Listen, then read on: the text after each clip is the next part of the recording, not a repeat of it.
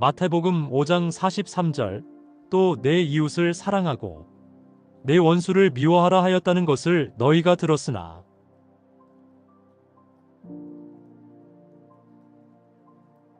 마태복음 5장 43절부터는 앞 절과는 완전히 다른 주제의 말씀이 전개됩니다.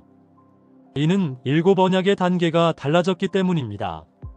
애굽에서 살인이 그치고 광야에서 간음과 거짓 증거의 문제가 고침을 받은 후 마지막으로 남은 육신의 의식을 성령 세례로 불태워 청결한 자가 되자 내 안에 의가 이루어져 완전한 의인이 되었습니다.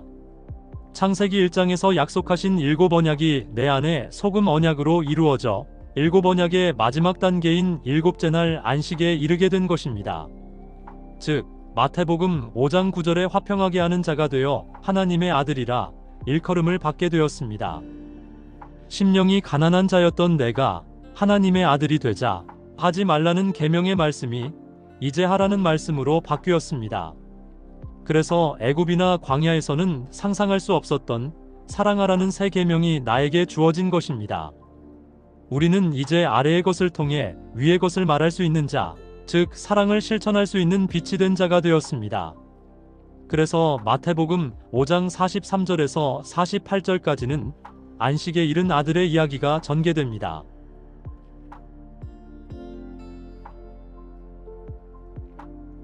이 구절을 정확하게 이해하기 위해서는 상대 개념인 이웃과 원수, 그리고 사랑하다와 미워하다의 성경적 개념을 살펴볼 필요가 있습니다. 왜냐하면 하나님은 땅의 말을 빌어 하늘의 뜻을 전달하시기 때문에 우리가 알고 있는 개념만으로 이해한다면 하늘의 뜻과는 완전히 무관한 말이 되기 때문입니다. 아버지의 뜻을 담아 나타내고 드러내신 성전, 성경, 만물이 그 아버지의 뜻을 제대로 전해주면 그 악한 것들은 이웃이 됩니다. 반면에 그 나타내고 드러낸 그것들이 진리를 말해주지 못하면 그 성전, 성경, 만물은 진리를 대적하는 원수가 됩니다.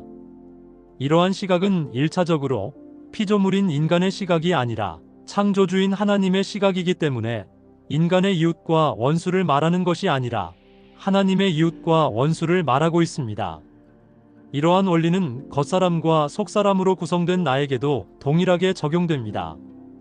겉사람이 진리를 전달하는 역할을 한다면 속사람의 이웃이 되고 진리를 가로막는 역할을 한다면 원수가 됩니다. 성경의 핵심 키워드인 사랑하다라는 단어는 더욱 세심한 주의가 필요한 개념입니다. 우리말에는 사랑에 대한 구체적인 구별이 없지만 헬라어에서는 여러 가지로 구분됩니다. 대표적인 4가지 경우를 살펴보겠습니다.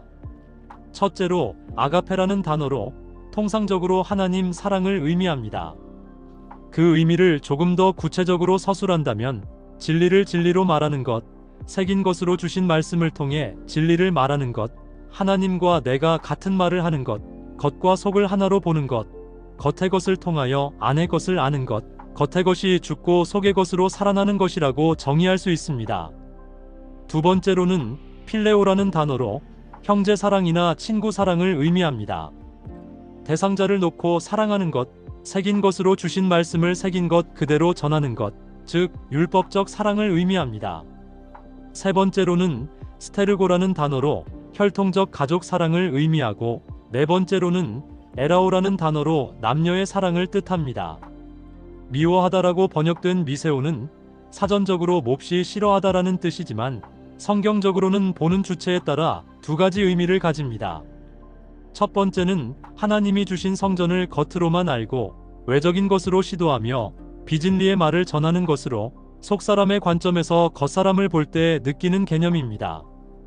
두 번째는 진리라는 다른 차원에서 바라보거나 율법과 반대 개념으로 보는 것으로 겉사람의 관점에서 속사람을 바라볼 때 속사람이 그렇게 보이는 것입니다. 그러니까 겉사람과 속사람의 시각이 반대이기 때문에 양쪽이 다르게 보는 것을 미워하다라는 말로 함축하는 것입니다.